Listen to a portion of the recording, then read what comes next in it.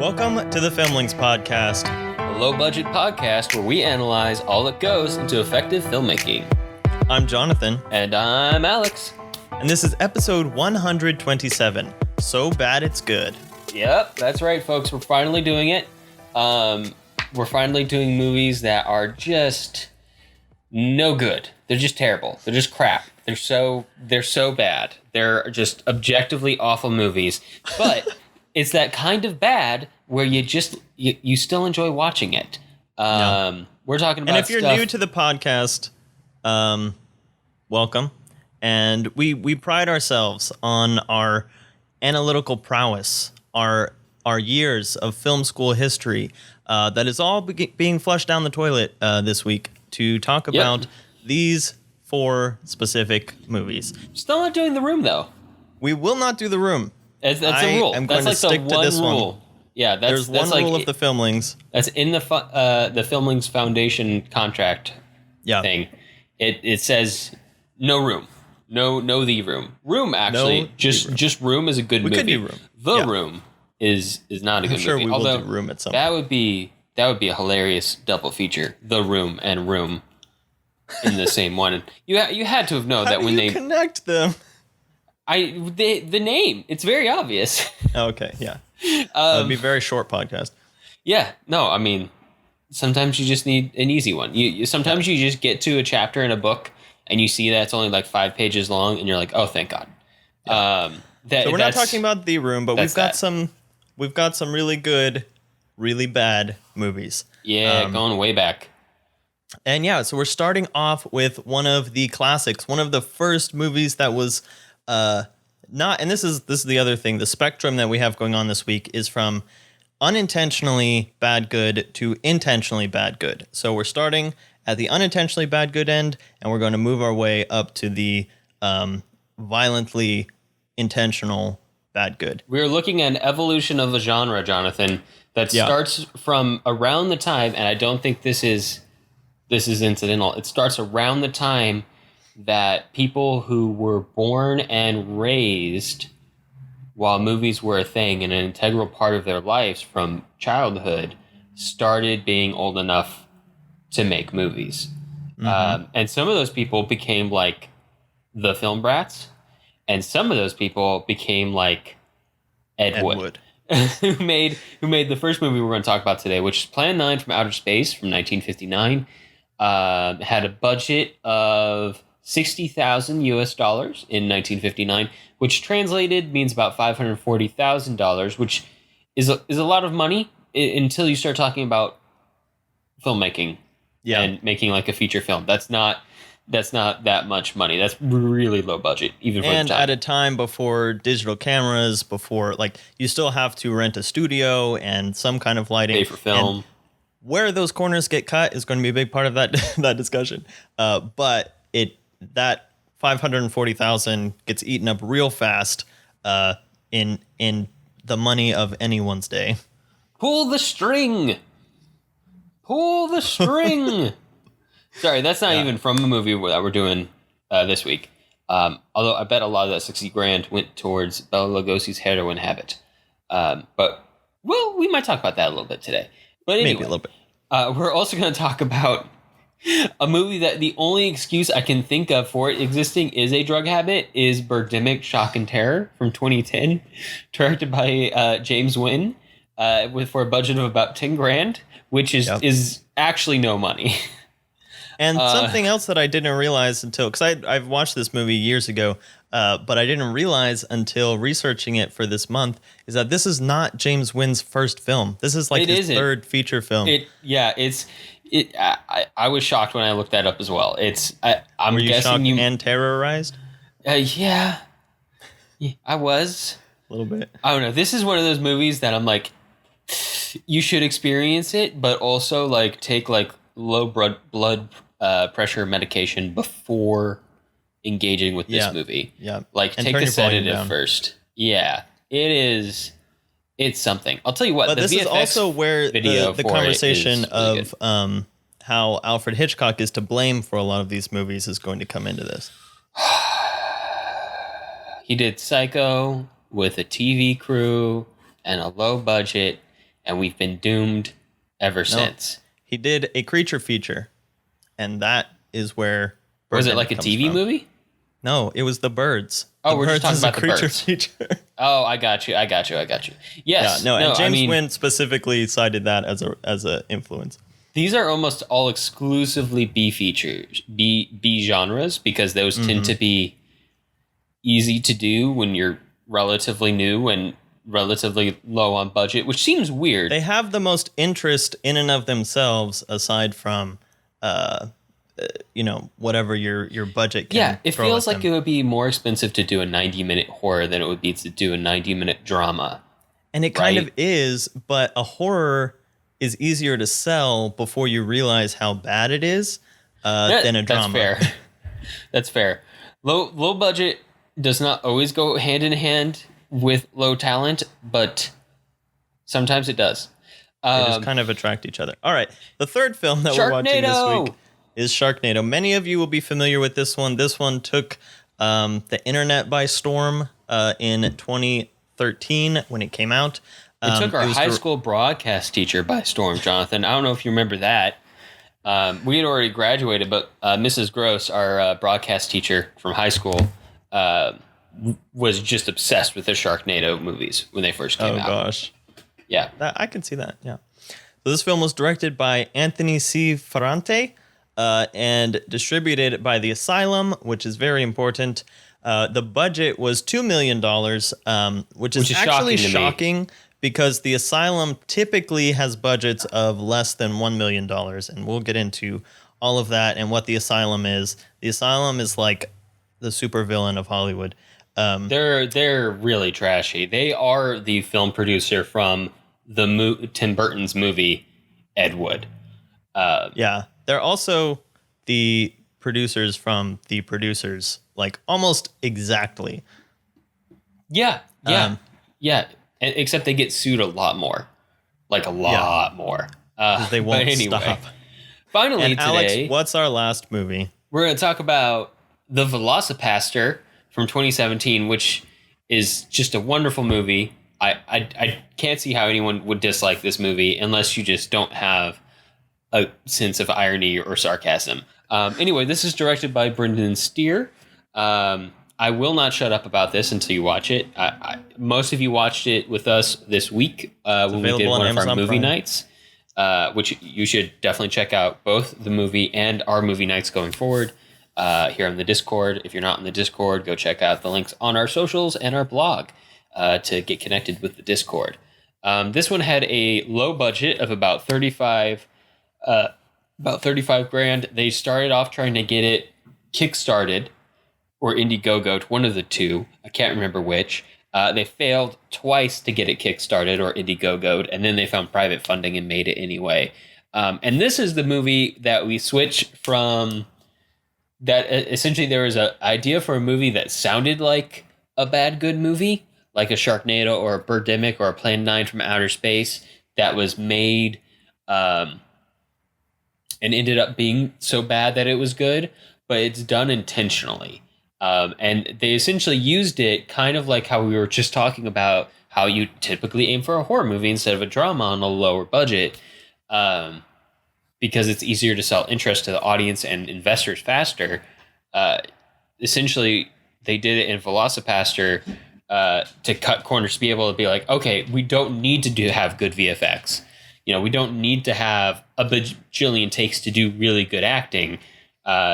Because we're intentionally going to do it poorly, right? So we'll get into that more and more when we talk about the film individually. But to me, that's what makes it really brilliant. It's something that is not only intentionally bad good, which is an interesting topic in and of itself, but to pull that off requires a lot of talent and commitment from the cast to all kind of like buy the thing and understand the thing that you're selling to the audience. So I think they just did a really good job of it. It's one of my new favorite movies, probably at least in the top 10. I wouldn't put it in the top 5, but it's in the top 10 for me personally, because it shows an understanding of filmmaking that I feel like I see very rarely from people who are actually making like studio produced efforts anymore these days, that I feel like they come off an assembly line or they come out of like a think tank of a writer's room, without a lot of individuality or personality. This one just feels so much more alive than a lot of the movies we see these days, and a lot less generic than, say, another Marvel or DC movie. Or Sharknado at this point. Or Sharknado. Sharknado is another one. It's like on that cusp in the evolution where, like, I think they knew they were going to make something that was going to be crap. Like, I don't think they were ever expecting to make anything good, but they also weren't trying to make anything good by making it right. The kind of the surprising thing about Sharknado is that it ever got a cult following in the first place. Yeah, yeah. It ended up being just so ridiculous that people watched it. Like, it's the satisfaction you get from watching it is unintentional. Right. And yeah, again, we're going to get into all this in just a second, but the novelty of it works as long as you realize that it's not as novel as it looks and you just haven't seen the other, 90% of the iceberg. But so with that, let's get just asylum crap. Let's get into the individual breakdowns of these films. Jason, set up Plan 9 from Outer Space for us. Plan 9 from Outer Space from 1959. A group of aliens strive to stop humans from developing a doomsday weapon by implementing Plan 9.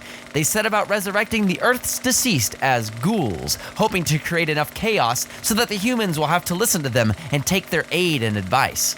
It's up to Pilot Trent to unravel the mystery and protect humanity. We're all interested in the future, because that's where you and I are going to spend the rest of our lives. Future events such as these will affect you in the future. Oh, no. This opening monologue, which I might just stick in the podcast in its entirety, is one of my favorite pieces of screenwriting of all time. It's something, right? It almost sounds like something that you would write the film to be intentionally stupid. I know. It makes no sense. It's mind-boggling.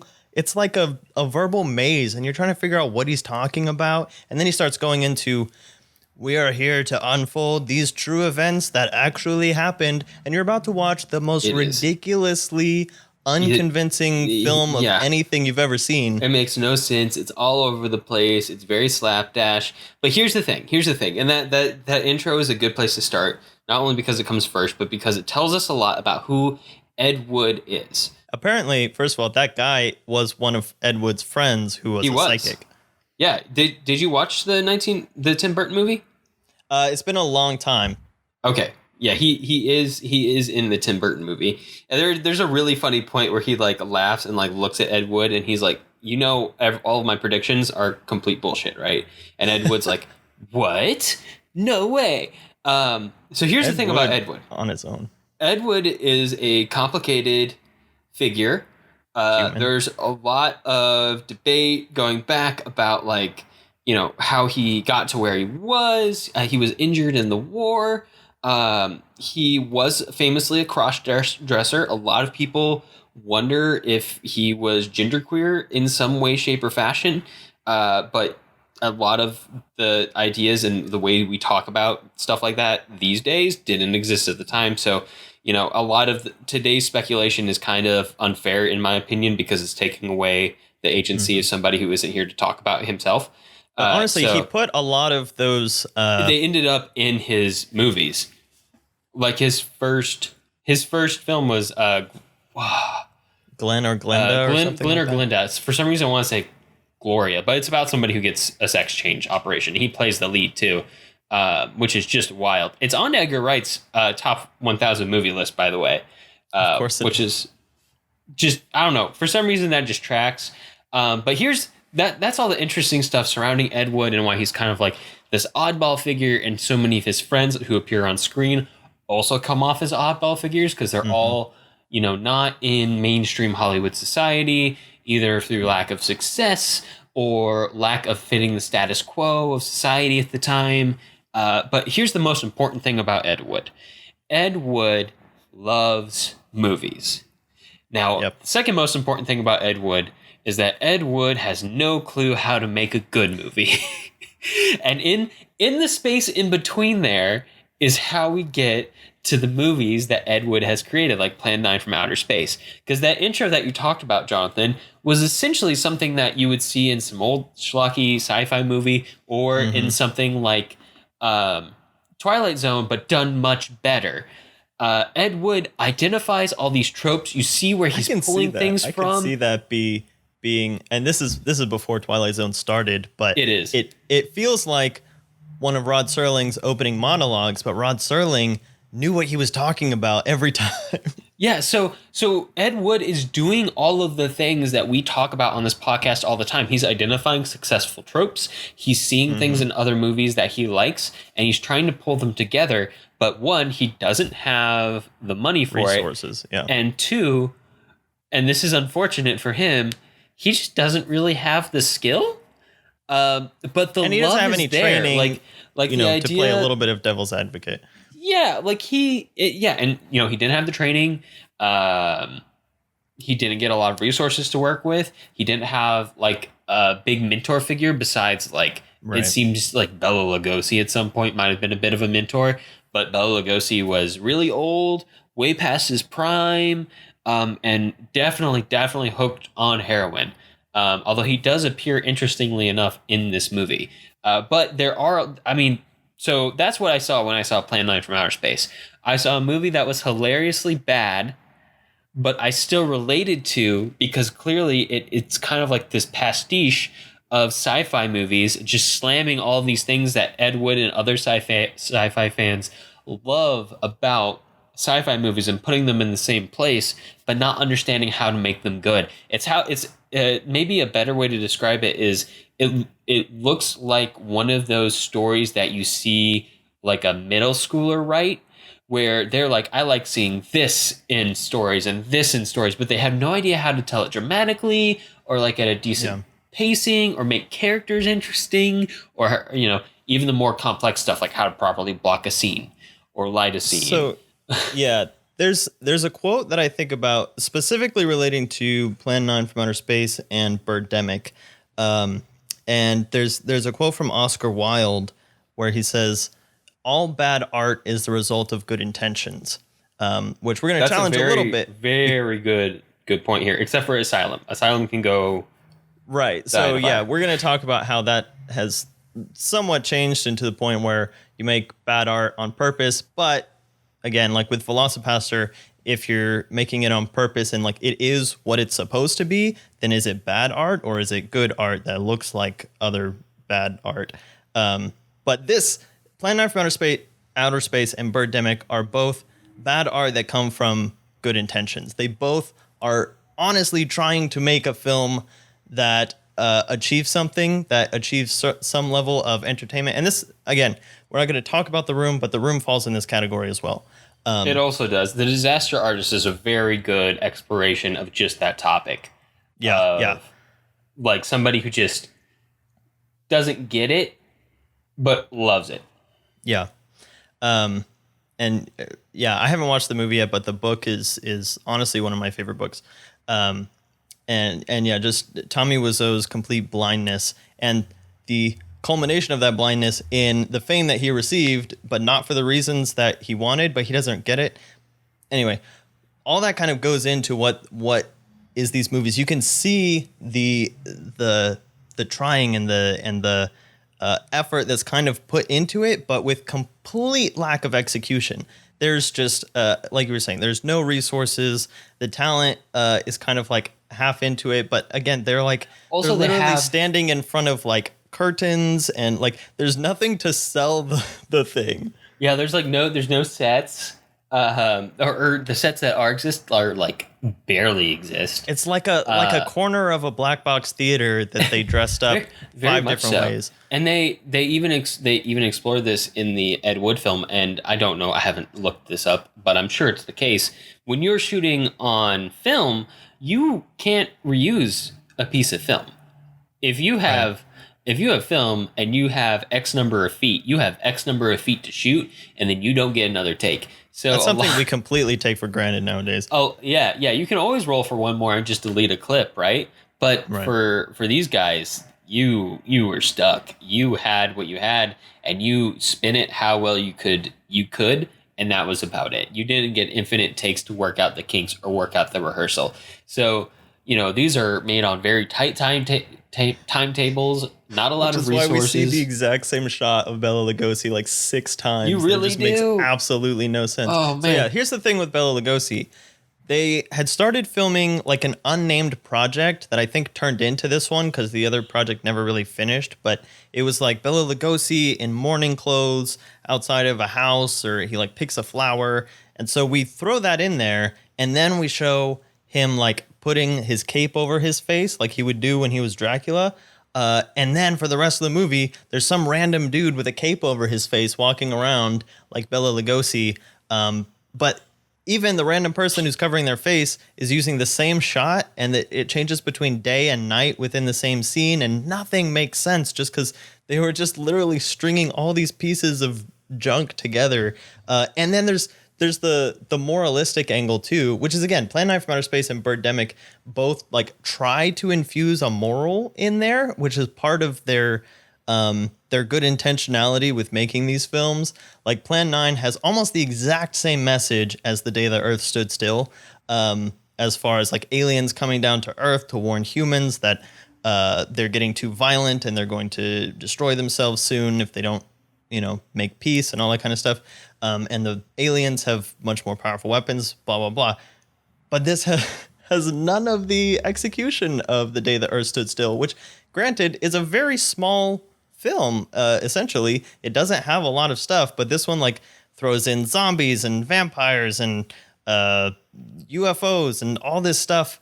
And, oh, gosh, the inside of the ship is just the biggest train wreck of a sci-fi thing. And their costumes are, like, from a medieval Ren fair or something.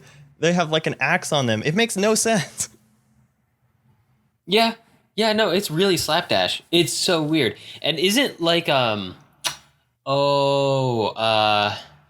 Vampirella in this? Vampira, yeah. Vampira, that's it. Yeah, she that's was apparently a host of like a horror anthology show that had gotten canceled or something, but she had this personality as Vampira. And so Ed Wood's like, sure, just be Vampira and walk around with your hands out. I don't even think her character resolved. I think she just walked into the woods and we never saw her again. Yeah, she was just there.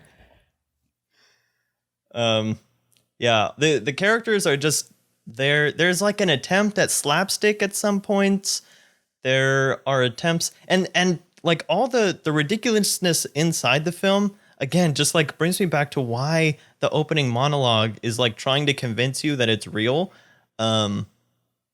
Which is kind of like a trope that they would do, but it doesn't fit. Nothing fits. It's like a bunch of jigsaw pieces, but if the jigsaw was printed on a printer and then cut out lazily and put together in the wrong order. Yeah. No, it's there's a lot of ideas here, but there's no connective tissue. Which is one of those processes that you kind of it's I don't know what the right metaphor is. I don't know, for some reason I'm thinking about bread, but that's probably not right. Plants is probably a better idea. You're trying to get this really beautiful garden put together, but you just have some seeds spread out and you've planted the seeds, but you haven't let them grow at all or seen whether or not these flowers go together. You don't even know what the seeds are. Some of them are too close to each other. Some of them make sense. Some of them should probably be removed. But we just have a picture of seeds and dirt, and we don't know what the answer is. We don't even know if they're in the right dirt. They might be in a wrong porous level of soil. So, it's a mess. It's essentially like, so the story as presented, I understand how it ended up this way, but the story as presented would probably be the equivalent of like a brainstorming session, like your first or second brainstorming session when you're like, vampires or aliens from outer space and zombies. Let's do something with that. And you're just spitballing stuff, but nothing's developed, nothing's stuck together. I would talk about writing, but there basically isn't any. Yeah, It it's almost feels like we're watching ad-libbed. different movies sometimes, or actually Right, all the time. like I'm saying, the cops are like slapstick, and then in the graveyard they're trying to be like actually spooky, and then on the alien ship they're trying to be sci-fi, like technical, and it's like all the genre films put together, and all of them done poorly. Okay, one thing that I want to say about Ed Wood before we move off of Plan 9 from Outer Space, and going back to kind of his the kind of way that he made films. He made a lot of films. A lot of them were a lot sleazier than this one. Some of them tried to have morals and stuff like that, but and he obviously ultimately kind of got a cult following as being one of the first people to make these really bad films while really trying to make a good film. But there's an interesting thing where he's kind of like a relief, or like the opposite of Roger Corman, who also made a bunch of really slapdash, really low budget, crappy horror genre films. But from him, he made some that actually became hits. But more importantly, the way that he made films was kind of a training ground for other directors who went on, and other even talent like Jack Nicholson, Francis Ford Coppola. Several of the like really big name directors now came out of working with Roger Corman, who made films just as bad, just as sloppy, just as lazy as Ed Wood. It's just kind of like a difference in the way that they were implanted in the industry somehow. That's fair. Yeah, I don't know. I feel like when I look at this movie, I want to unravel some large mystery of how it came to be, if that makes sense.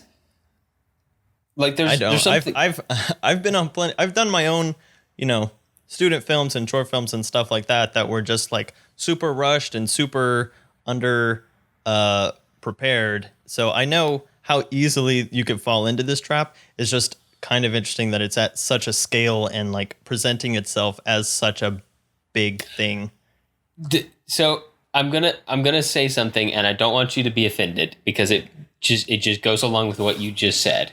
All right. But recently I dug up some old CDs with some old projects on it, and one of them was a trailer you did for a Dracula movie for an English class project in sophomore year of high school, I think it was. Sounds right.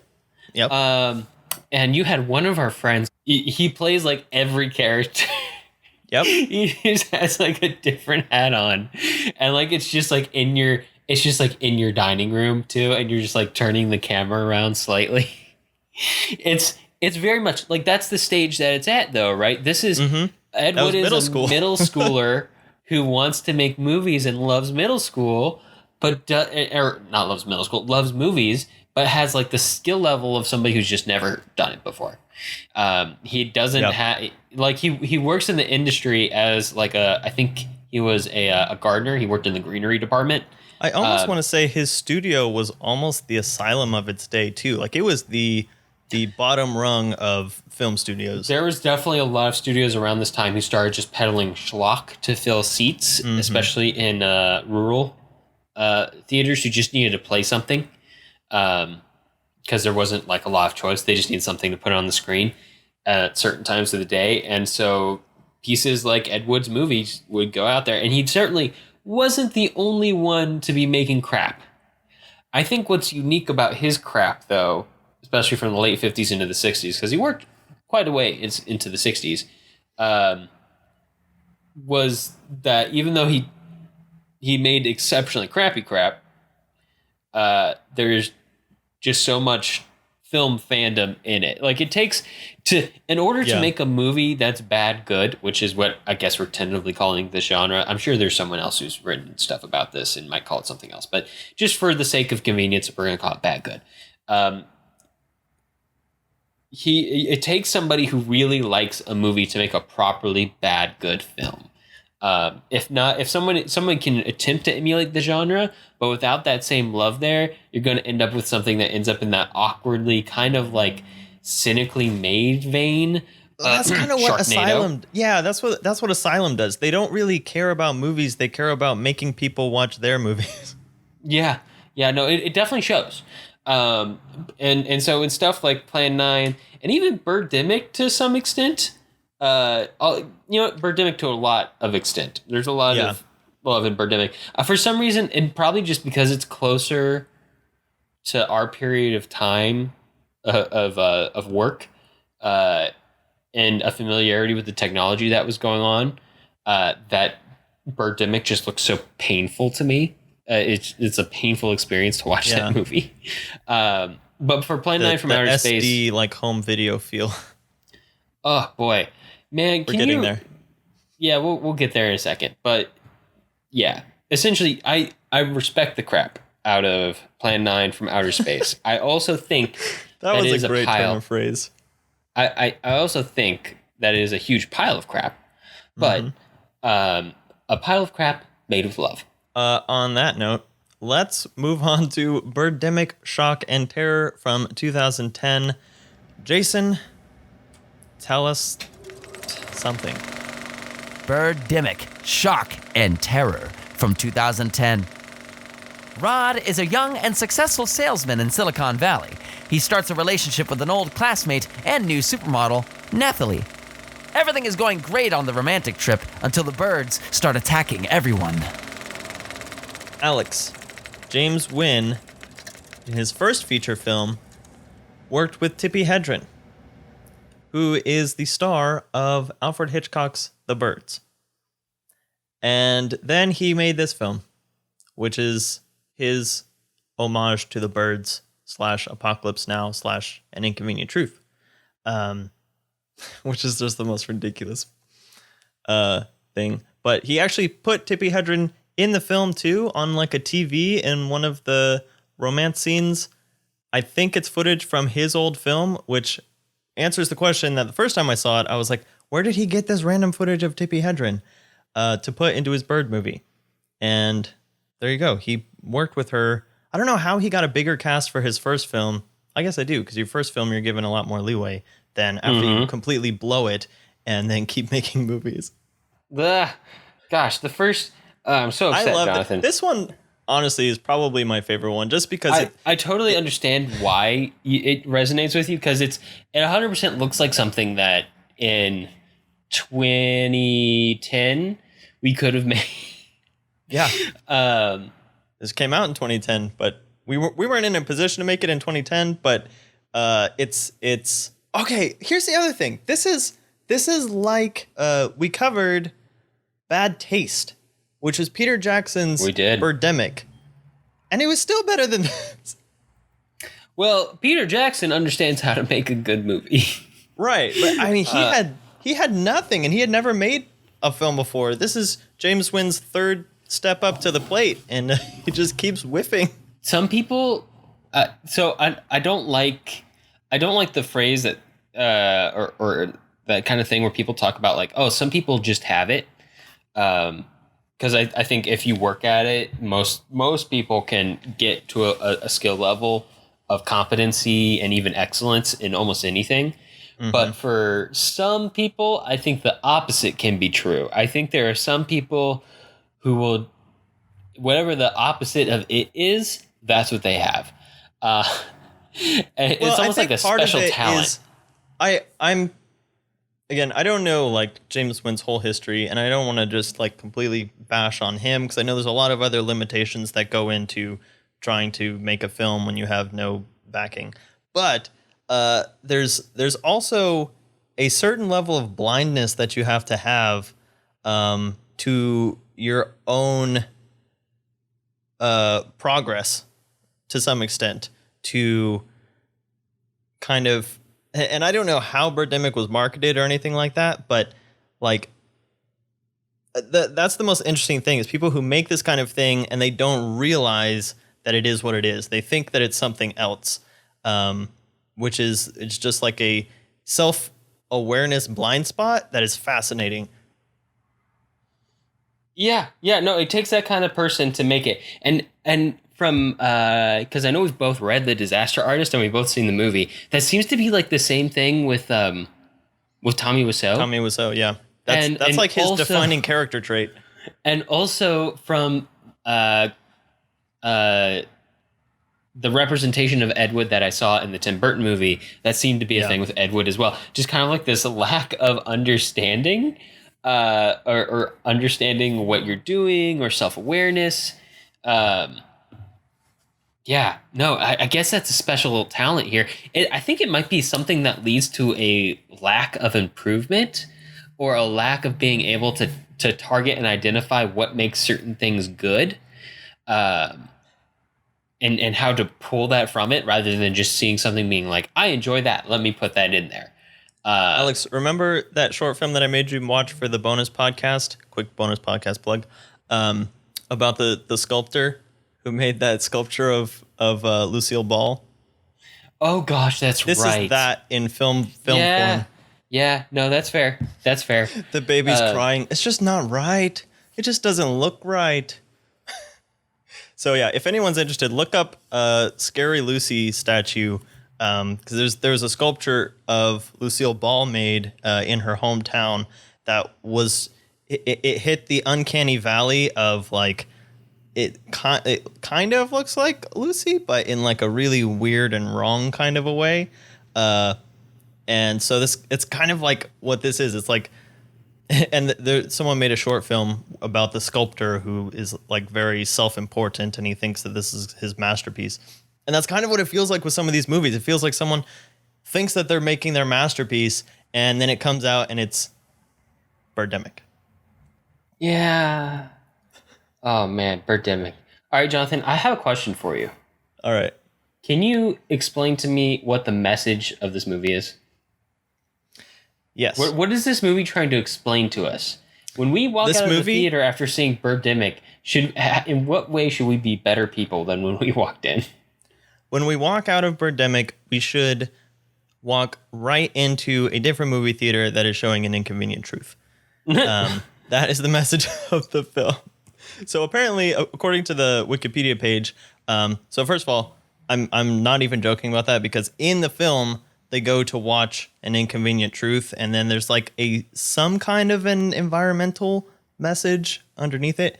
But in the Wikipedia page, it says that he kind of started off, obviously he's influenced by The Birds, and a lot of Alfred Hitchcock films. Okay, not very new for a director to be influenced by Alfred Hitchcock.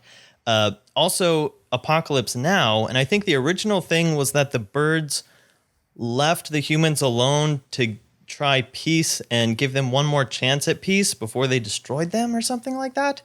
And then while he was making it or developing it, he watched An Inconvenient Truth and was very moved by that. And so he kind of like jammed a environmental message in there with the Exposition News Service, which is one of my favorite characters.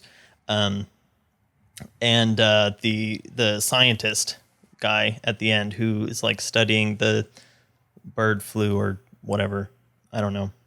Oh, there's that guy who was just like, there's like just these points in the movies where like you forget that the apocalypse is happening. And like there's just, I don't know if I'm sure it's unintentional. What am I talking about? There's just like people hanging out at the beach in the background. Right, because he can't shut down a beach, but he's still filming in very public places. He did raid some guy's gas station and make him be an actor. That was fun. Oh yeah, he did, didn't he? And then there's some like, I half of this is like, they were just walking around and just like, oh, you know what? Let's film here. There's a pumpkin and art festival. Let's shoot a scene here. Nothing happened at the pumpkin and art festival, but they were like, we don't have to pay for these extras, so let's do that. I think that was after the Birdemic started too, or was it not? I can't remember, because there is a good portion of the film before the Birdemic starts, which is kind of tracks along with the birds, because there's a large portion of the birds that doesn't involve the birds attacking, but it's not Hitchcock. Oh gosh, it's nowhere near Hitchcock. Yeah, I mean, I get it. Like, people want to be like the masters, so you emulate the masters, but you don't understand what about the masters makes them good.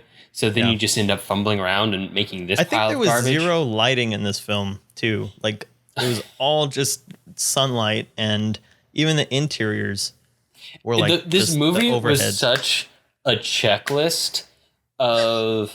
Mm-hmm. So we talked about with Plan 9 how like there wasn't even a shot list. There was like a scene list. Like, let's film this scene and just kind of get a couple shots, however kind of feels right in the moment.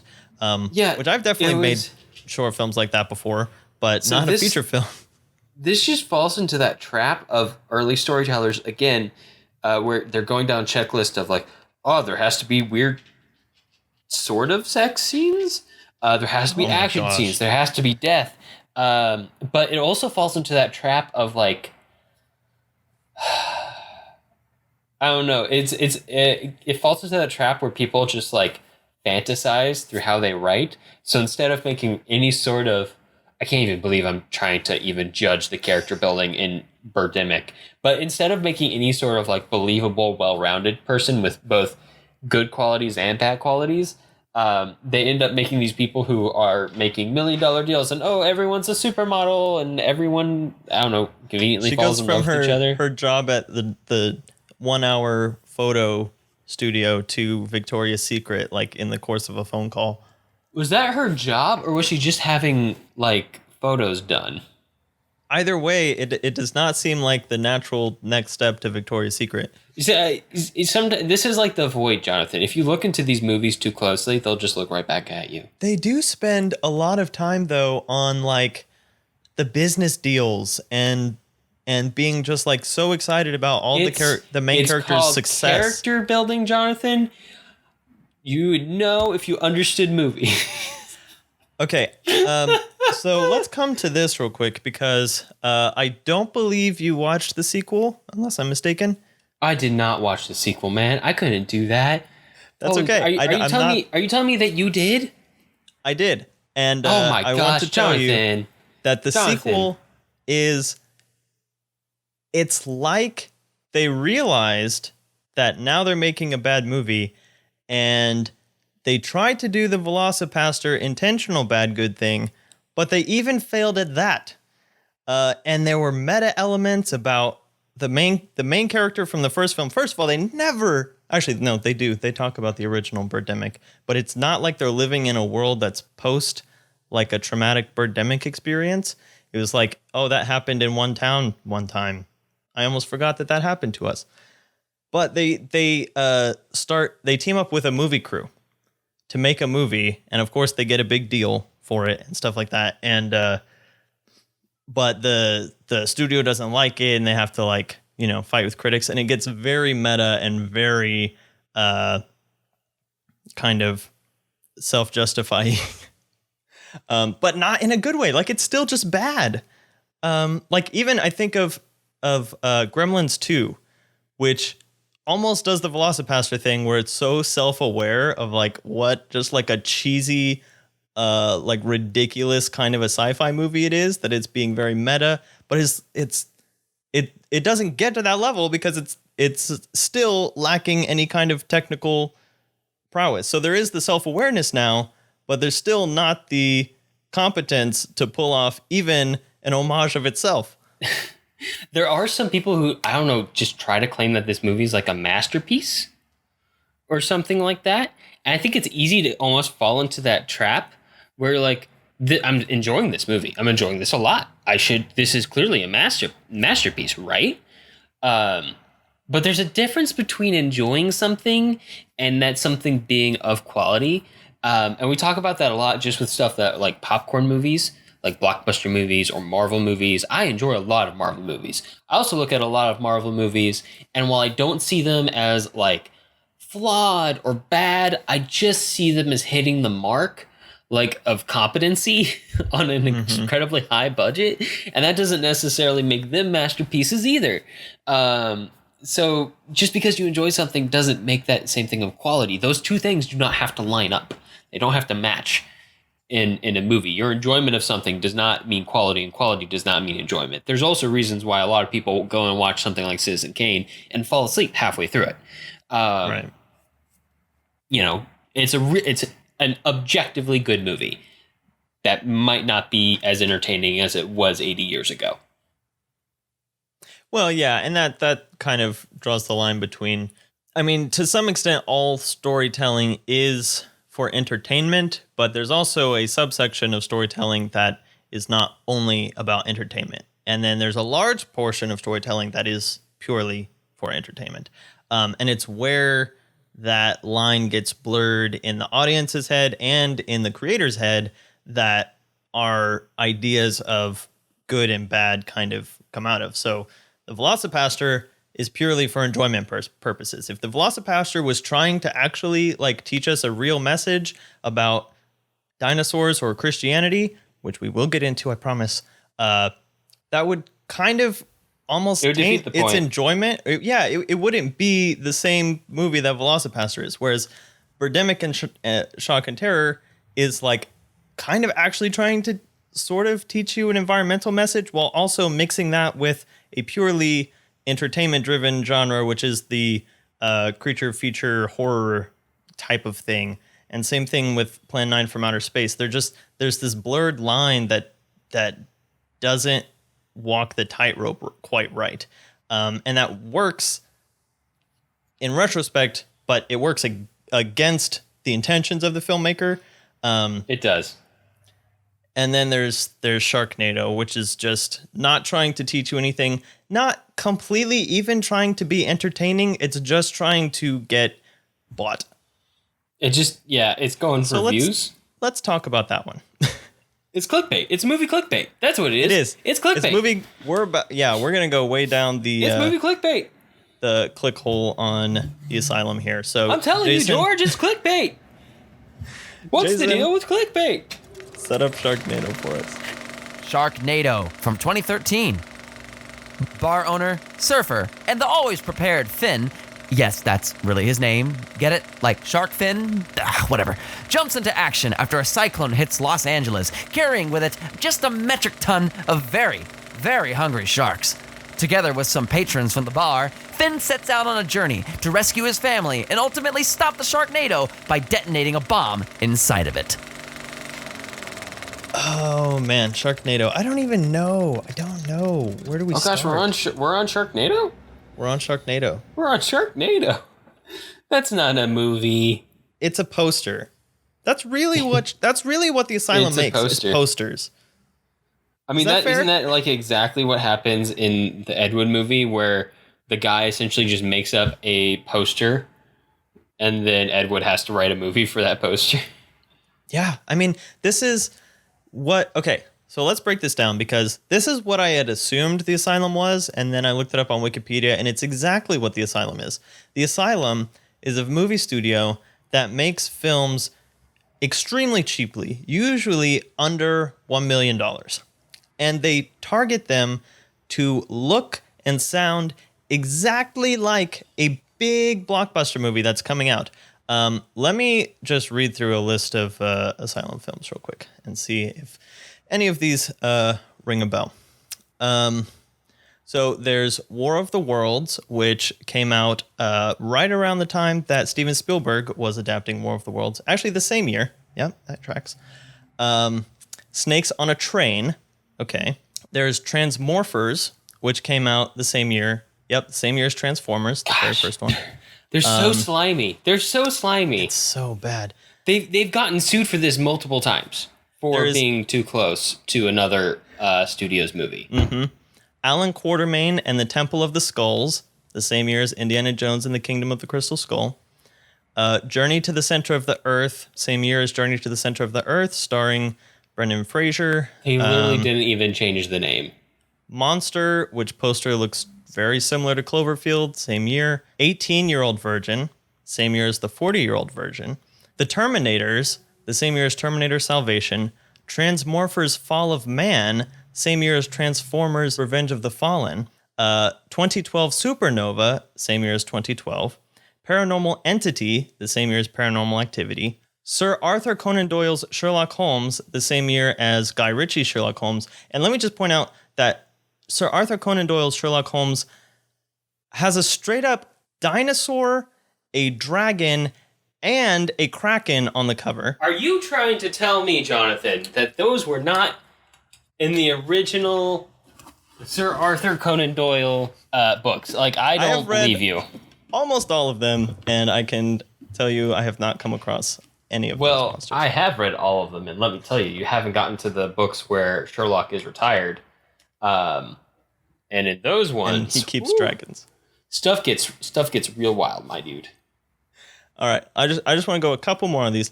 Almighty Thor, same year as Thor, gosh. Marvel. Bikini Spring Break, same year as the Spring Breakers. AE Apocalypse Earth, same year as After Earth. Hansel and Gretel, the same year as Hansel and Gretel Witch Hunters. Jack the Giant Killer, the same year as Jack the Giant Slayer.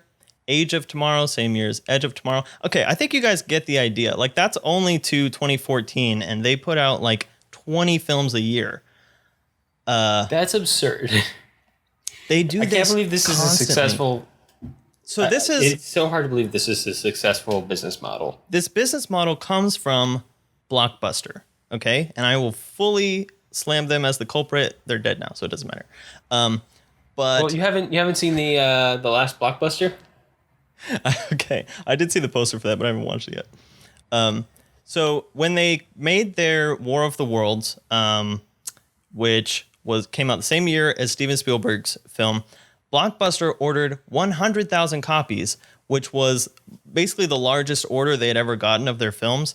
And so the idea is that they make these movies and they make a poster and a title that match up with a big Blockbuster film, and then they fill Blockbuster stores or like video rental stores with their posters, and so that some mom or grandma goes in there and they're like, "Oh, I heard about that new Sherlock Holmes movie that's coming out. I think little Johnny would love to watch that." And then they go rent it, and it, lo and behold, it's not Robert Downey Jr. You get a dragon, which in some instances might be cool, but why not both? Seeing these sharks, I can only imagine what that freaking Sherlock Holmes film looks like.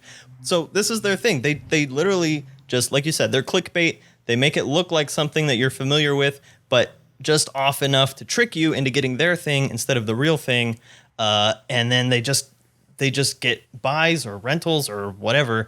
I guess now you can see them when you're scrolling through on, I don't know who picks them up anymore. I mean, I guess Netflix did, because Netflix ended up almost producing some of the later Sharknado films.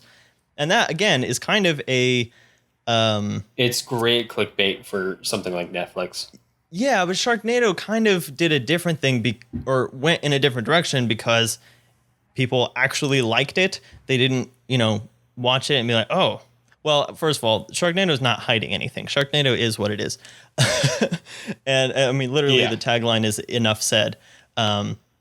So there's kind of a charm to it in that sense, but I just hate that it comes from these people who just spend so much time trying to game the system in literally any way that they possibly can. It's very much just like playing to like the lowest common denominator on like the movie algorithm.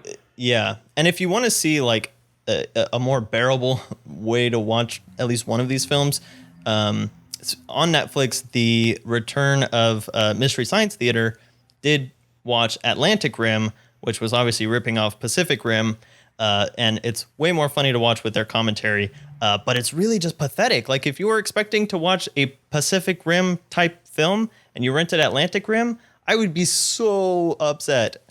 Yeah, no, that's fair. I would be pretty pissed too. Whew. Man, I can only imagine. So, yeah. Okay, yeah, it's 100% with all that out like, of the way, let's talk about what Sharknado actually is. I don't know. What is it, Jonathan? There are technically honestly, characters. It's the birds. It's basically just the birds again. But with sharks. Yeah, it's basically just the birds with a Sharknado. And chainsaws towards the end. And absolutely no character development, because the main character's story arc is just that he was perfect the whole time, and everyone who decided that they didn't want to spend time with him, or they didn't want him to be their dad anymore, or to be their husband anymore, was wrong, because you should always be prepared and you should always have a chainsaw. Yeah, I think. Oh yeah, he does do that. Always. It sounds like I'm exaggerating, but no, that's it. That's his whole story. That's the story here. And then the acting is trash. It's weird, Jonathan. I don't know if you went and watched the later ones. No, but the acting gets better. Well, yeah, I can see that, because at that point, like There's more character to work with. Well, there's an audience that you're actually working for. With the first Sharknado, I assume that nobody expected it to be seen at all by anybody anywhere, you know? Or like the very smallest audience. And gas station $1 DVD stand. right. So once it blew up, suddenly we're making movies for an audience to see them. We're not making a movie for a rental purchase or whatever. So I can see how they would kind of have more of a presentation as it goes on. Yeah, no, that makes a lot of sense. It kind of grew. The story gets so nuts. I mean, I feel like I've tried to explain this before in the Discord chat. When I did like my Sharknado watch through like months and months ago. But yeah, it gets so absolutely crazy. The last few Sharknadoes are actually almost great in a sense, because they reach that level of the people doing it are enjoying it so much that they are essentially like Ed Wooding it, if that makes sense. Right. Like it's just, but with it's the crazy. Self-awareness. It makes no sense, but they're a little self-aware enough to be, you know, they're technically hitting beats.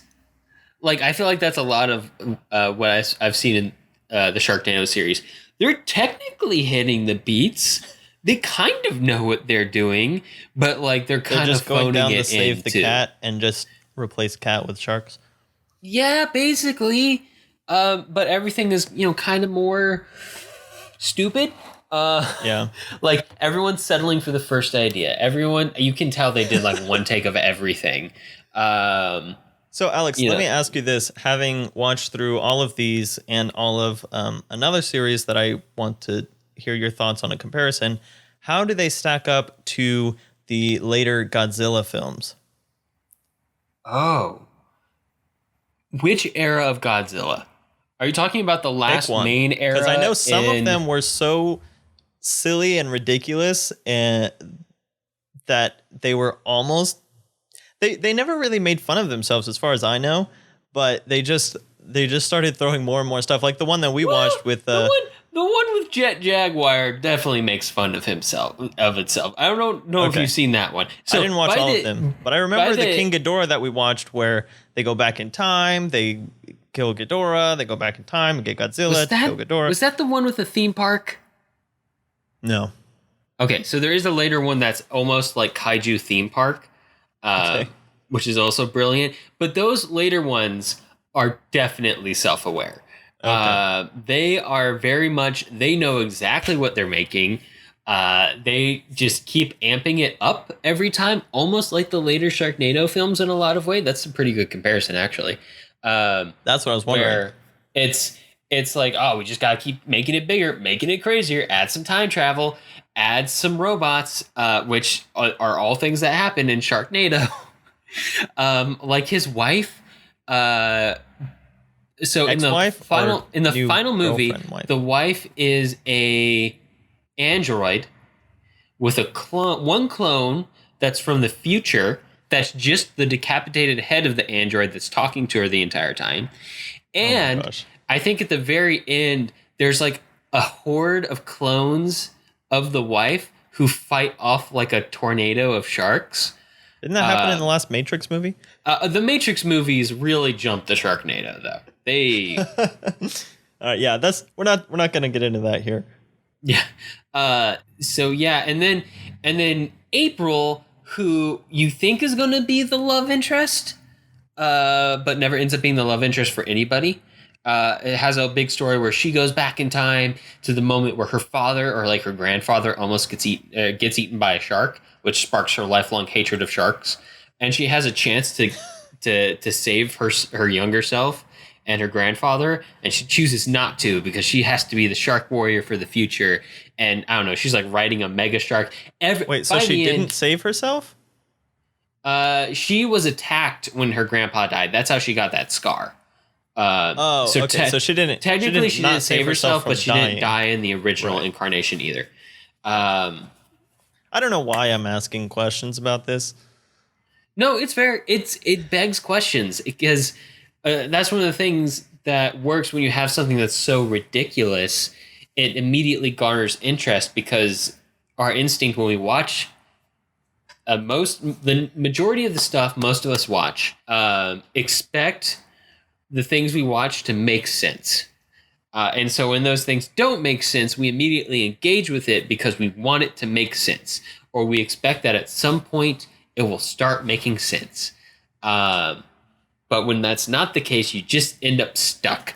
And even if you're sitting there like screaming at the TV, like when I watch Birdemic, I'm still engaging with the movie. It's not the engagement that you want, but engagement is important. It's not the engagement that the filmmaker wanted, but now it's the engagement that you expect when you go to it knowing its reputation.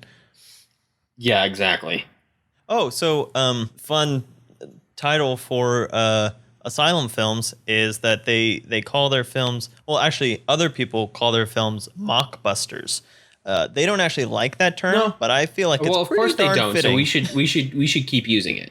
Exactly. So these are mockbusters because that's exactly what they do. Gosh, other than that, I don't know what to say about. Like there are some visual effects. Okay, they have a $2 million budget, so they are able to get some locations. They have decent amount of like extras. They can shut down a street and fake flood it or whatever. And they have their sharks. They have some cool, like they have some of their set pieces, jumping into a shark and cutting out of it with a chainsaw. That's cool. I don't care what movie it's in. But I don't know what else to say about it. So this is a movie that defies analysis because there is no intent, if that makes sense. So with something like Plan 9 from Outer Space or Birdemic, there is an intent there. There was a target. And even in VelociPastor, well, especially in VelociPastor, there's an ironic intent. Right. VelociPastor might be the ultimate hipster movie. Anyway, but when there is no intent, it's hard to critique something. Yeah. Like when someone doesn't write the paper and just draws a shark on it, then you can't grade the essay. You can comment on the shark, but you can't grade the essay. That's a good analogy. I like it. So I will say there is a scene in the second one which is set in New York for, I don't know, reasons. All sequels are set in New York. And there's a point where the sharks are coming, and he turns to the mayor of New York and is like, "Mayor, do you have a chainsaw?" And the mayor looks at him and goes like, "What do you think this is, New Jersey? New Yorkers are always prepared." And then every New Yorker pulls a chainsaw either out of their car or out of their moped, or like they get one from their Italian grandma who pops out of a door and hands it to them. And then they just start slicing up sharks as they fly by. It becomes, once, everything past the first one is making fun of the first one. And in that sense of self-awareness, they become increasingly better. The first one, especially upon a rewatch, like the first time I watched it, it was just an experience because it was so stupid. But the second watch had no value to me because I was just, I'd seen it. It wasn't self-aware. It was just the same stupid stuff all over again. It's like, what's this plot? Who are these characters? Why do I care about any of this? Can all these people get eaten? I know it. Like, let's just move on. And also, okay, so the worst part of the whole first movie, Jonathan, can you guess what it is? No. The worst part is when they get back to the house in Beverly Hills or whatever the hell it is. Oh my gosh, that joke. And they go inside and they have the discussion with the daughter who just sucks. Like, all these characters are bad, but she's really awful. And then her boyfriend or the mom's new boyfriend, whoever that prick who they dressed in like a shirt off of the Nordstrom rack and they were like, "That's costuming, we're done." That was the worst scene, the worst sequence in that whole entire movie. And then I think he gets eaten almost immediately when a shark comes through the window, and it gets back to being bearable again. But that whole dialogue scene is just trash. They punctuate that scene with the worst and most tasteless joke in the entire film. Remember after he gets eaten, and then one of the other guys, like, it had no setup. He just, like, the water is now full of this guy's blood that they just watched get torn apart by a shark. And one of the guys goes, I guess it's that time of the month. I'm like, what? Oh, that's right. That's right. Oh my gosh, it was so bad. It's so trashy. Like, what is happening? It's real trashy. Man. It's real sleazy. And to your point, Jonathan, like everything about like the asylum's business practices is just like marbled throughout this movie. Like it's just everywhere. Like you can tell they're a bunch of sleazebags. The only thing it has going for it is that it wasn't competing with a blockbuster, as far as I could tell. Yeah, I can't think of any blockbusters that were based on sharks. Yeah, I mean, which actually Tornado came out like decades before, and there's nothing else very comparable, I guess. I forgot they made a bunch of movies about twisters. That's crazy. Oh, Twister, that's right. Although it did at like one point brought me in mind of Crawl, which just came out a couple years ago, so after this. But Crawl was like, it wasn't a great movie, but it was a monster movie about like just an alligator, so not like a supernatural monster. And it was fine, but it was like going for a like drama thriller type deal. Yeah. Oh, God, I'm so depressed. All right, Alex, I know what will cheer you up. And that is if Jason sets us up for the VelociPastor. Oh, VelociPastor. It's so good. The VelociPastor from 2017. Doug Jones is a young priest whose life is turned upside down when his parents die in a graphic explosion.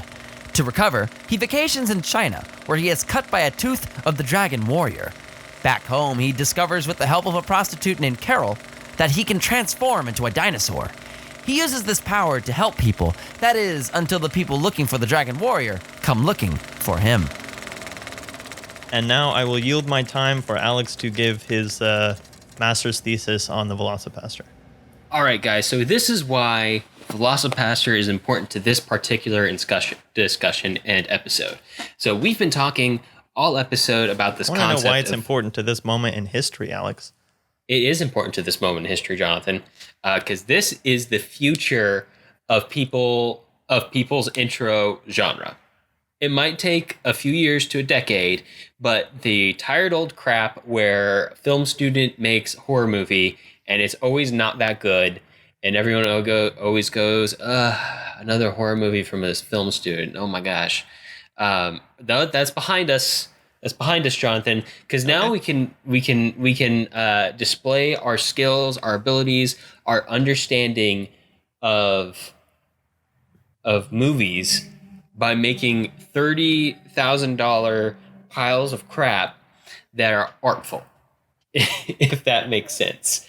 So here's the easiest, most accessible metaphor that I would like to put out for you, Jonathan. So sometimes we see these really incredible physical performances in movies, right? Think like Charlie Chaplin's ice skating or Fred Astaire's dancing. All right. Yeah. Well, and I think you can attest to this as somebody who's done a bunch of acting himself. But one of the hardest things for a performer to do or an actor to do is when they have a role in a piece that is of an actor that is bad. They have they have to do a good performance of a bad actor being bad at acting. The age-old role within a role. It is literally mind back trip. to Shakespeare. You have to do it good and bad at the same time. I couldn't understand it. I don't know how to do it. This is kind of like this is like the easiest entrance point for this movie to understand what's going on here. This is somebody doing an imitation of Ed Wood. This is someone doing an imitation of a James Wynn and doing it really well. And so the reason that's important, besides, my hope for the future that I don't have to see more first-year film student horror movie crap. Everyone just wants to do a monster flick. and everyone does the same monster flick. It drives me nuts. Is that this is the synthesis moment of bad good as a genre. So genre is kind of a loose term. There's definitely genres within genres. Some genres overlap. Some genres are mixes. Some genres evolve into new forms like neo-noir and have vague beginnings like old film noir. But a lot of genres can be defined as things that have essentially a certain set of styles, tropes, certain characters that you always see appear within them, certain things that are done for fear or different reactions you want to elicit from the audience. And those that it becomes a genre when those things are established in such a way that it can be consciously repeated by future creators. So if only one heist movie ever existed, like if only Asphalt Jungle ever existed, because we talk about that movie all the time on this podcast. I don't know why. Probably because it's the first ever heist movie. But if only that movie ever existed, then we'd say, oh, this is a cool film noir movie that is about a heist. But because it established these tropes of the heist movie, it got repeated in stuff like Rafifi, which we've also covered on the podcast, and even later on into stuff like Ocean's 11, which we've also covered on the podcast. That was just a plug for our whole heist podcast episode. Basically, and our film noir podcast, because that's where Asphalt Jungle was. So once it can be repeated, that's when it becomes consciously repeated. That's when it becomes a genre. So when James Wynn went to make Birdemic, he wasn't setting out to make a bad good movie. Based on the content I've seen from James Wynn, both his failed Kickstarter campaign for a third Birdemic movie, and what I haven't heard him speak, but I've seen quotes from him. I fully believe that man set out to make a good monster movie. You can find pictures of him online, striking publicity Alfred photos Hitchcock that look poses? exactly like Alfred Hitchcock. So this guy Don't fall has down like that trap. big britches.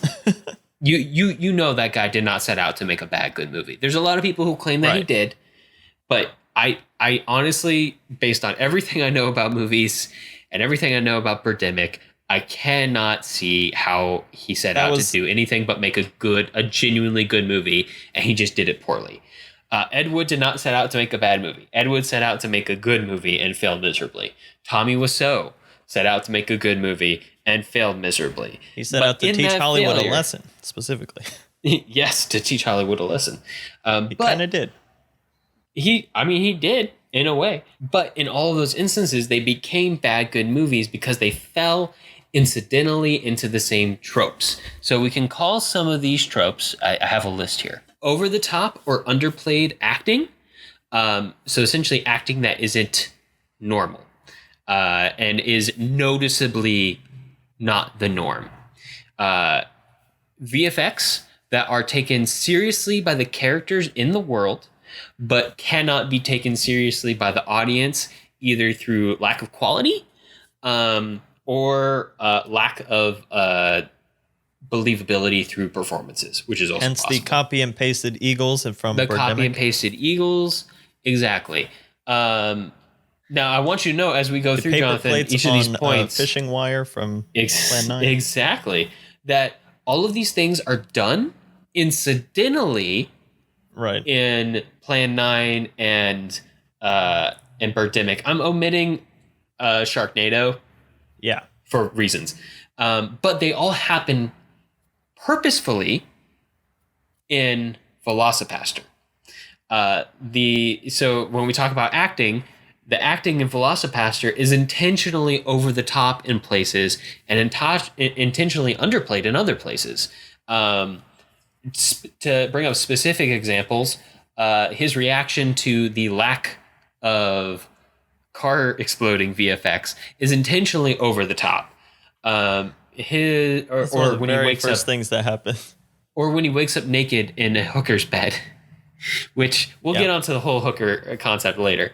But and in other places is intentionally underplayed. Like everything his older mentor priest does is intentionally underplayed throughout the entire movie. When his wife dies, that whole reaction is intentionally underplayed by both him and his fellow, quote, Vietnam soldiers, who completely underplay the situation.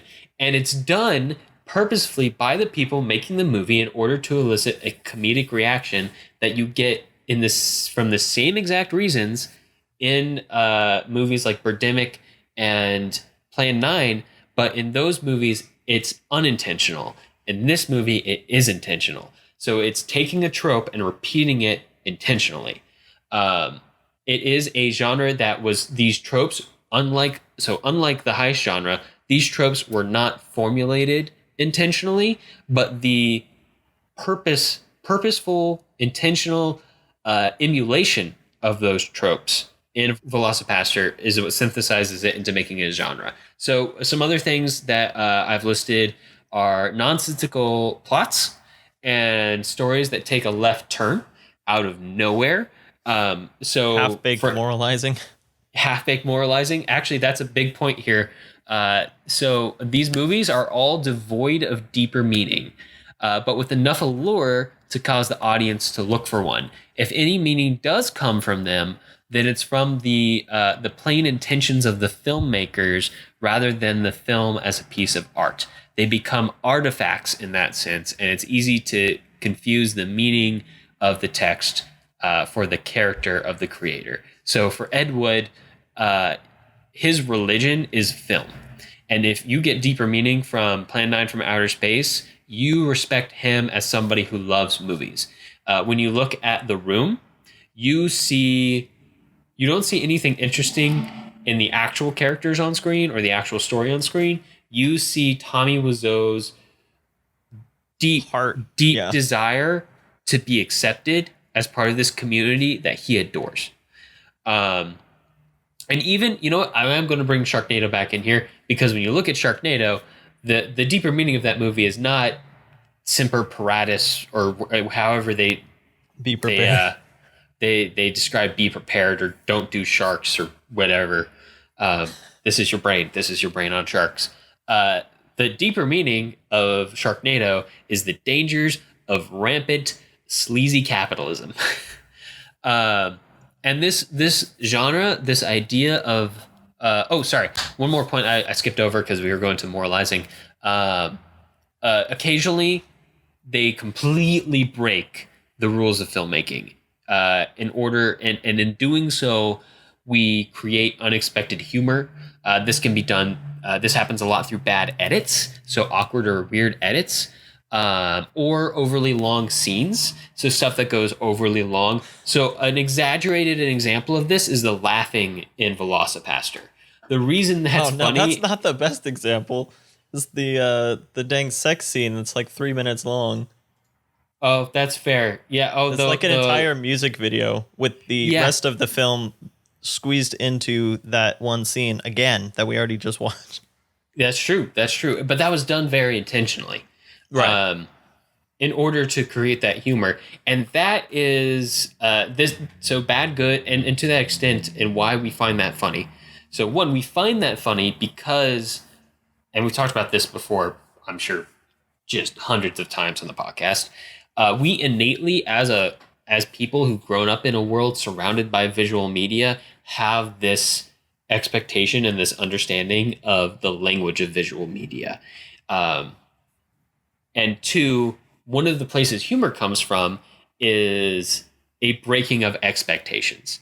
So if you open up a elevator and you see an inflatable velociraptor in there, you're going to laugh after you scream a bit, maybe, because that's totally unexpected. That's crazy. That's hilarious because it's breaking the norm. And we can do the same thing when you break societal expectations around film language. And that happens a lot in stuff like Birdemic, where, anyone who was at our movie night would know that I was losing my shit over the fact that the driving scene just went on and on and like way past That is any the best part reasonable of length. rewatching Birdemic with someone is just watching them experience that driving scene. That driving scene makes me want to punch a wall. Anyway, but that's why it's so funny, because it breaks our complete expectation of what any scene should be. It's so out of the norm. It's the driving scene equivalent of an inflatable velociraptor in an elevator. It's shocking, and it's so shocking and out of the norm that it's funny. And that's what a lot of the humor in bad good movies comes from, is from this typically unintentional breaking of your expectation of what a movie's supposed to be, and therefore receiving humor from it. In that sense, it's a very meta genre, because a lot of its humor comes from our traditional expectations of what a movie is supposed to be and is supposed to look like. And I want to throw out that there's a danger with this too, because there can be a sense, depending on how you kind of approach the film, of it feeling kind of forced. So like if you go to a stand-up routine and the comedian comes out and says, all right, guys, you're going to love this. This is going to be a great comedy bit. Then you're likely going to be a little more wary. So like if you feel like it's setting you up for the laugh a little too intentionally, you can be kind of like on guard for it, which sort of ruins it. So I think that there is a balance you have to tread with how you present that comedy in a way that is funny without feeling like it's trying to make you laugh at every moment. Does that make sense? Yeah, no, I totally understand that. And I think for me, VelociPastor was more of an unexpected experience. Right. I do think a movie like VelociPastor suffers from a buildup of expectations.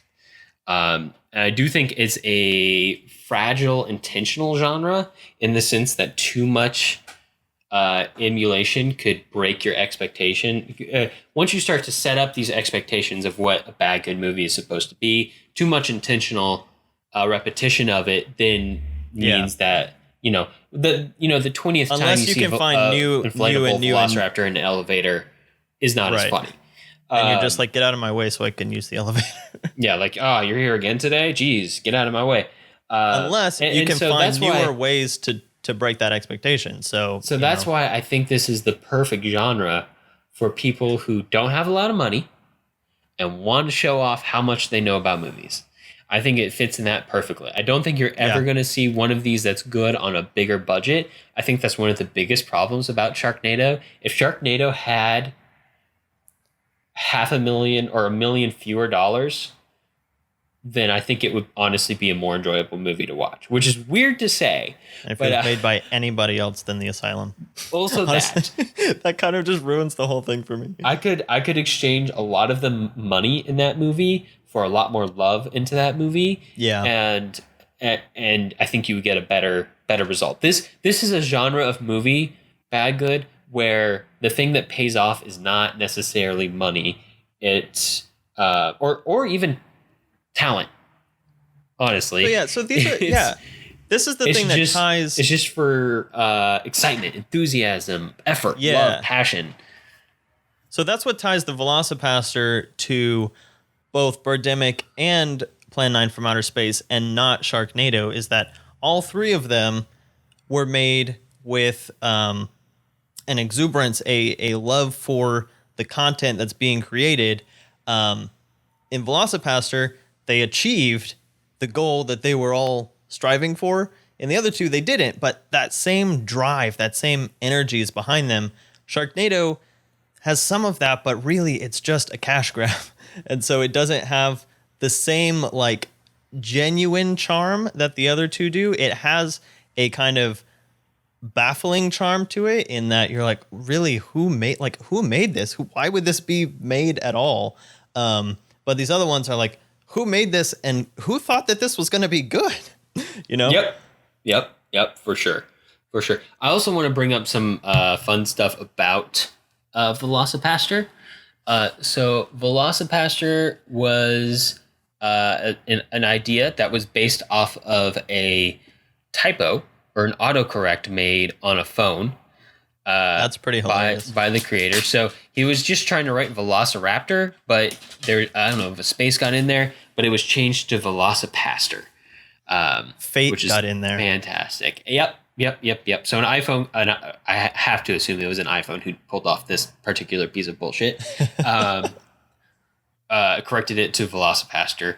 And then they made, and this is going to be very you, Jonathan, as a film school project, he made a fake Grindhouse trailer for the movie. Yep.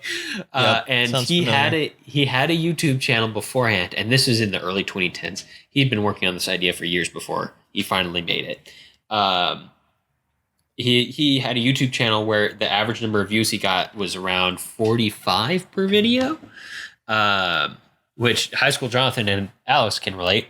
But still beating our views on the podcast. It's true. Velociraptor, but VelociPastor scored a whopping 45K in views, which in YouTube terms isn't a lot, but it's a ginormous uptick from for 45. A nobody channel, yeah. Yeah, that's huge. So he tried to crowdfund through Kickstarter multiple times, failed multiple times, and eventually a family friend liked the pitch and gave him 35 grand to make it, and he made it. And now we now have this movie. Boy, did he. And we have this movie now, which I just absolutely adore. It's such a, it's really clever, which I really like. Like, it's almost too smart by half. Which I think if anyone's going to have a problem with it, that would be it. But I really enjoy it. It's right up my alley. It's so much fun. It's so smart. It really, like, it's very clearly, like, the guy who did it, Brandon Steer, clearly knows a lot about movies and what makes movies good, and has his own favorite movies that he kind of brought into this movie as well. Without trying to remake The Birds. You know, it's crazy, but it has some of the better structures in there that aren't traditionally part of Bad Good that made it a fundamentally enjoyable movie. So, and it does honestly have its own style too, like in the sense that like Birdemic is just like this flat kind of home video type of just digital junk, because they have a really crappy camcorder, 0 microphones. Well, they do have microphones, but they just do not utilize them very well or mix them very well. This one has, like, you know, they don't have a lot of equipment, but boy, are they going to make the most out of their lights, and they're going to put colors on their lights for the stained glass stuff. And they're going to, you know, at least take this room in the director's mom's house that, you know, is the only room that they have. They're going to at least kind of make it consistent. I did think that the final battle scene was a little flat, but it's just because they had to shoot it all in daylight, or else you wouldn't be able to. I love the final battle scene. It's such an unexpected and good reveal. Yeah. That has no business being in a Bad Good movie, but it is there anyway. It intentionally does the thing that we always say not to do, which is if you're making a horror movie or, you know, any kind of movie that has a visual effect that you cannot pull off, don't show the effect as much as possible. And this movie takes that and says, nope, we're doing it. What if we show well, here's the thing too. They make you think that they're following that exact rule because for a while they do. And they do for a while, because we all know that rule, right? Anybody who is experienced with filmmaking knows you don't show James the shark Glynn because the shark Wood. Looks like a turd. Yeah. But then they show the turd. They show the turd at the very end in a totally unexpected moment that is just hilarious. That's kind of the best word for it too. It's a turd. It very much is. I like potato. Yeah. It's a velocitato. It's a velocitato. Oh gosh, that's hilarious. Yes. Yeah. So, crazy movie. I absolutely love it. It's so smart, even though it's so stupid. even just the fact that they kind of leaned into the idea that, oh, we have no money for costuming. So the quote unquote hooker is just kind of dressed like a normal person. I don't know. Yeah. Occasionally she's like wearing short long pants shirt, or a dress. Maybe a long shirt without pants or something. In her dress. That was hilarious. Because that God. plays off of a trope from normal movies, not even schlocky movies, where he wakes up after he's, basically hulked out of his clothes. So then he's in her house and he's naked and he's like, do you have any clothes for me to wear? She's like, sure. So she gives him her clothes. It looks like Velma's sweater from Scooby-Doo. It does. And doesn't cover up as much as I would hope. But that's the beauty of it. That would be the point. Yeah, and he's just like literally walking around the woods, like trying to keep his arms down. Oh my gosh. Yeah, it's ridiculous. All right, Alex, have you completed your thesis? Because I think you pretty much covered it. I think I've covered my presentation for why Bad Good is a genre, why VelociPastor kind of proved a synthesis point for it as a genre, because now it can be emulated intentionally and be good. Mm-hmm. And why you should give VelociPastor a chance. Let's move on into our overall notes and talk about all the genre as a whole. I should also point out, Jonathan, that this genre of Bad Good has become increasingly popular over the years from the time when it was just theater filler in Ed Wood's day. VelociPastor is not the first one to do this. It's just kind of taken it to a different level. It has. It's done it really well. It fits something like Kung Pao. Kung Fury, really which well. We're going to talk about on our bonus podcast. We're also going to talk about, when you don't have enough money to do it good, maybe you can do it bad good. But the genre's also become really popular through stuff like riff tracks, Mystery Science Theater. That show had like 12 seasons or something, just watching bad movie after bad movie and riffing on it. Yeah, a lot of seasons. And Riff Tracks has done even more movies at this point. Which is most of the same creators, right? Yeah, a lot of the same creators. I think, yeah, basically. But yeah, they've been at it for forever, doing essentially this. And their intention too, and they've talked about this before, is never to criticize or like crap on these movies. They're always here to celebrate in the unintentional humor that these movies provide, which is a direct part of the Bad Good genre. One of my favorite avenues for this kind of ridiculousness, and also like watching other people kind of comment on the bad goodness, like with Mystery Science Theater, has its own entertainment value, obviously. But Red Letter Media on YouTube has made a huge part of their channel doing this with their show Best of the Worst. If you go on there and you find anything where they're talking about a Neil Breen movie, it's got a lot of those kind of Tommy Wiseau vibes to it. Neil Breen made a lot of action movies starring himself, and like tried to make them very self-important, but they're all just kind of like they're just showpieces for himself, and it's kind of sad, but also weirdly entertaining. So this is a thing now where, people are seeking out these movies in a way that, wasn't possible or wasn't really something people thought about a couple decades ago. Yeah, no, it's something that's happened as we've become more and more aware of we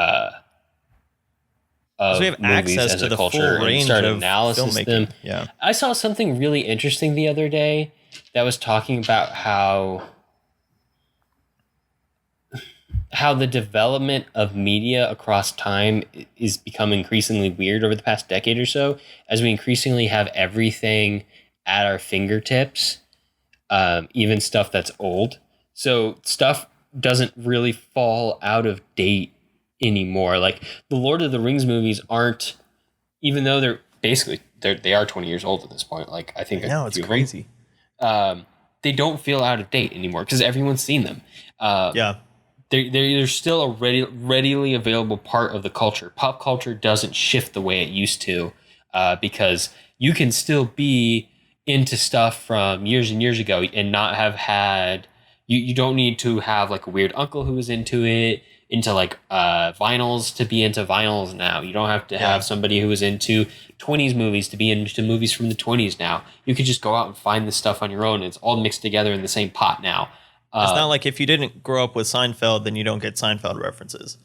Yeah, it's increasingly become something, and it's interesting is newer stuff in pop culture now has to fight not just with the stuff that came immediately before it, but with everything else that is all constantly there and constantly available. So the whole idea of pop culture has become increasingly more meta. The expectation of how much cultural knowledge you're supposed to have as an individual, especially as for people like us who are individuals who work in the culture and make culture and interact with culture and review it, we're expected to have a ginormous proportion of cultural knowledge and experience that, 20, 30 years ago, you were maybe to expected to see maybe a few classics and the stuff in the past decade or so as you were old enough to see it. Otherwise, you wouldn't have had access to. On the flip side of that, there's also the aspect that there's no possible way for you to have a full breadth.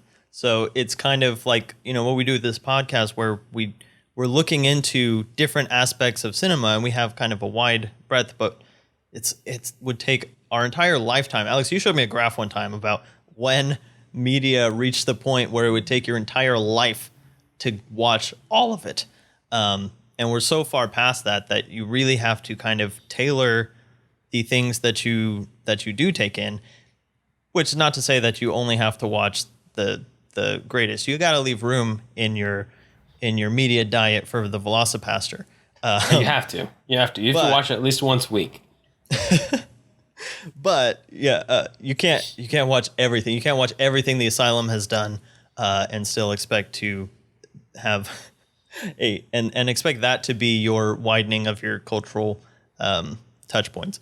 One thing I do want to kind of add on this, especially going back to the idea of bad intentions or good intentions leading to bad art, is there's a film called American Movie, which is a documentary that is both hilarious and heartbreaking in a really strange way, especially for someone like me or like us who have spent a lot of our time, making things and trying to get our craft to the point where, it's worthy of being seen and shown and put out there. But it really shows this.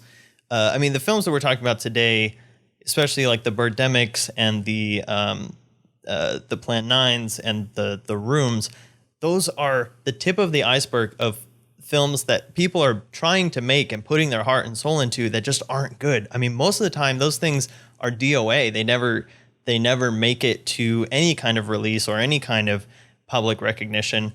An American Movie is kind of a documentation of that, of this one guy and his friends in Wisconsin who's trying to make a film and trying so hard. I think he spends like 10 or 15 years on it, but he just can't ever get it to the point where it's ready. And then you also see kind of what that does to his personal life as he puts all of his soul into this film that's not actually, taking off anywhere. But also he doesn't have a plan B. So it's kind of a more somber, more like real world look at this type of thing. But it's really interesting in light of some of these conversations we've been having. Yeah, no, it's super pertinent to what's going on in this.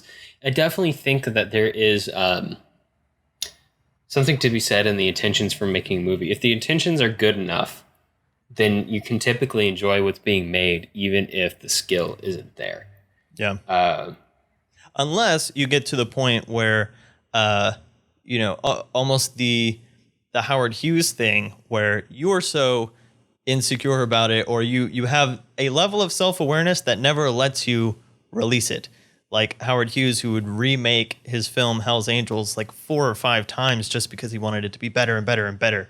And that can be as detrimental to a film as releasing one that is not good, but it's part of your journey of making a good film later on. You just have to have the self-awareness to know that this is not your masterpiece. Yeah, no, that's totally accurate. It's a hard line to watch, but it definitely leads to a lot of interesting content that is especially interesting to people who are also lovers of movies. Yep. I don't think this content holds even something like Birdemic doesn't hold as much appeal for somebody who isn't as obsessed with movies as the people who made those movies were. Yeah. If that makes sense. I think there's something that somebody like you or I or somebody who watches or listens to this podcast gets on the same level as your Ed Wood or your Tommy Wiseau. It's like, oh, okay, I feel that way too. I am trying to be a little more self-aware about it than you are, but I understand where you're coming from. Like, I get it. All right, Jonathan, but we're not going to talk about bad movies forever on this podcast, even bad good movies. Very rarely do we do that. Usually it relates to other good movies. This was a special episode. Now, next week, we are going to be talking about, or not next week, next time on this low budget podcast, we're going to be talking about somebody who is acknowledged as one of the ultimate masters of filmmaking, especially comedy and especially romance. One of the first romantic comedians really out there. One of the progenitors of the first ideas of auteur theory with his famous Lubitsch touch.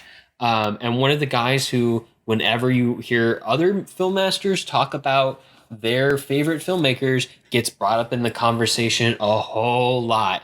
It is the one, the only Ernst Lubitsch. So what are we going to be looking at from him next time, Jonathan? Yeah, we're going to kick it off with Ninotchka from 1939, following it up with The Shop Around the Corner, which is just delightful. And then we're going to be moving into To Be or Not to Be from 1942. Obviously, some Shakespeare influence on that one. And finally, Heaven Can Wait from 1943. Are you familiar with the plot of To Be or Not to Be? No. It's about a bunch of actors performing Hamlet, trying to trick a bunch of Nazis in order to capture Hitler. Okay, I knew there were Nazis involved. Man, that is the most meta Shakespeare. I mean, Shakespeare got pretty meta, especially in Hamlet, with the play being the thing to catch the conscience of the king. Well, that's that's exactly what's going on. I'm very interested. I don't even remember if it's intentional or if they do it on accident. It's been a minute since I've seen this movie. It's a really good one, though, and I'm looking forward to revisiting it. And then finally, we'll be watching Heaven Can Wait from 1943, which, despite the title, has nothing to do with the film starring Warren Beatty. And we will be posting an extended watching list of several of his other films to Not Warren Beatty's. No Warren Beatty's. Extended watching list on our marquee for next month on the blog. And before we leave you, we must inform you about ways that you can support us. So we have a Patreon account that you can go and you can get some perks, join our digital community. The Discord is open to everybody, but if you subscribe, you can get access to our live airings of the podcast and hear us mess up and listen in for however long it takes us to record these things. And then you can also have access to the bonus podcast. The last episode, we covered The Phantom Carriage from 1921. It came out 100 years ago. Was a big influence on Ingmar Bergman. So that was pretty interesting. A silent film from Sweden, which is not something that you hear about very often. And yeah, that's what you can get. That's how you can support us and get a little bit more Filmlinks content. Well, that's about all the time we have for this episode. If you have movie suggestions for us or just want to reach out, I can be found on Twitter at JSSatchel. And I'm at Alex Garinger. And I'm at the Blue Jay, 1994. And to find links to things that we talked about today, you can view them on the blog at thefilmlinks.com. If you like the show, let us know. Leave us a review on iTunes so other people know what we're all about. We definitely appreciate it. Talk to you next time. All right, see ya.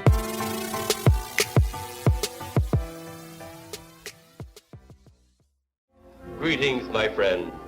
We are all interested in the future, for that is where you and I are going to spend the rest of our lives. And remember, my friend, future events such as these will affect you in the future. You are interested in the unknown, the mysterious, the unexplainable.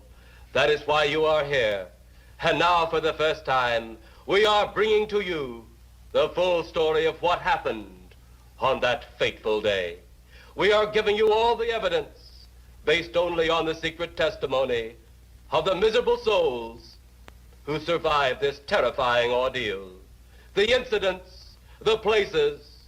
My friend, we cannot keep this a secret any longer. Let us punish the guilty.